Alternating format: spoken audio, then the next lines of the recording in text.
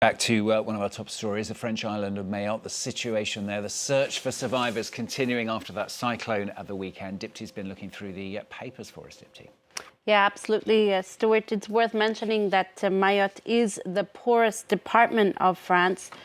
Food, drinking water and electricity are desperately scarce on the island.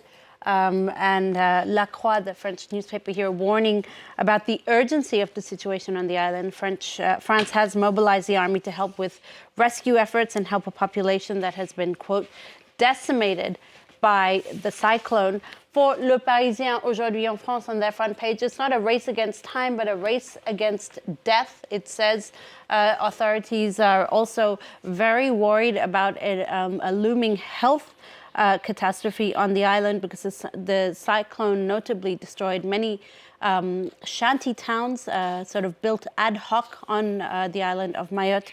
So there's a lot of worries about what the cyclone ravaging through these shanty towns could do for the health of its citizens. Libération on its front page, seeing Mayotte in pieces, or miettes, it says on its front page, evoking that very difficult task now of trying to establish the exact number of victims. You found a piece, haven't you, Dipty, in The Guardian today. It's looking at why the island was so ill-equipped in dealing with this catastrophe. Yeah, that's right. And The Guardian has a really good explainer about, about Mayotte, where its recent history as well, and exactly why it's so poor. It is extremely poor. It relies heavily on government assistance. It also had been already suffering through its worst drought ever, which had caused quite a bit of unrest among the population. Its population has also increased sixfold in the last 50 years. A large number of people are living illegally on the island of Mayotte in these shanty towns that I mentioned just earlier. Coupled with it is the feeling that France doesn't really care about Mayotte or has neglected Mayotte in recent times. Perhaps crystallized by the French Prime Minister François Bayrou, who's facing criticism for choosing to attend a municipal meeting at his hometown of Pau in southwest France, where he's mayor, instead of attending an emergency meeting, government meeting that was being held for Mayotte. He's remained adamant that he'll continue to be mayor and Prime Minister, which he's technically still allowed to do, even though the position could create major conflicts of interest, at least according to Huffington Post.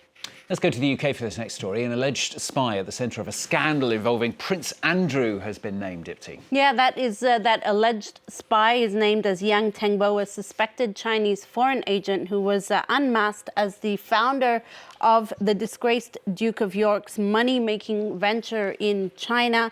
A court order giving him anonymity was lifted, which is why the papers have been able to name him now. Yang is a Chinese businessman who also funded Prince Andrew's pitch at Palace venture in China, according to the Daily Telegraph. Now, he has denied being a Chinese spy, saying that when relations are good, I am welcome in the UK. When an anti-China stance is taken, I am excluded. Now, the Times of London explains that concerns around Yang were an open secret, but really publicly highlighted back in 2020 when a book was published about exposing how the Chinese Communist Party is wielding its influence worldwide.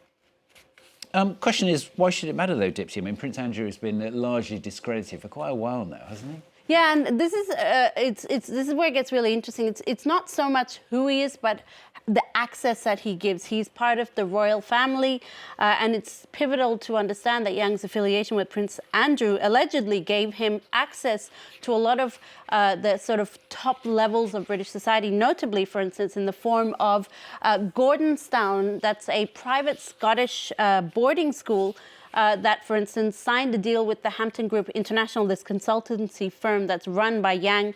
The deal involved opening up to 5 campuses in China and Hong Kong. And this kind of example raises serious concerns about Beijing's attempt to wield influence, for instance, in this case, through British education. So that's quite interesting. In any case, the backlash for Prince Andrew has been swift. He's now been uninvited from the royal family's Christmas dinner or lunch or festivities for fear that he'll just attract unwanted attention. It seems to be something he's unfortunately very good at. Yes, that's true. Good headline there. Let's end with something rather different. This is the rise of the noodle boys. What on earth is a noodle boy? I'm lost. It's the New York Times who brings us this gem, Stuart. The rise of the noodle boy, you'll understand why. They refer to a young crop of male, usually white but not always, Hollywood stars who embody a slinky alternative image to white masculinity. They're less beefy, they're more pensive, they're impish and angular.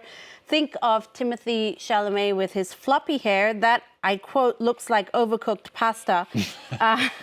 And they appear to weigh less than the barbells bench pressed by Hugh Jackman or Chris Evans at the gym. Their presence reflects a masculinity perhaps forced to change in the wake of the Me Too movement, but also an inadvertent repudiation to the, quote, something to prove CrossFit bros who populate the right-wing manosphere and whose leader of sorts, Donald Trump, is set to take office in just a few weeks' time, Stuart. So a noodle boy is someone who's thin, basically. Yes, exactly, Yes. and who has pasta hair, apparently. Okay. They fall down a grill at any moment. Exactly. You could snap them like a twig, I guess. Okay. Dipty probably will. Dipty Killer with the famous Opera 24.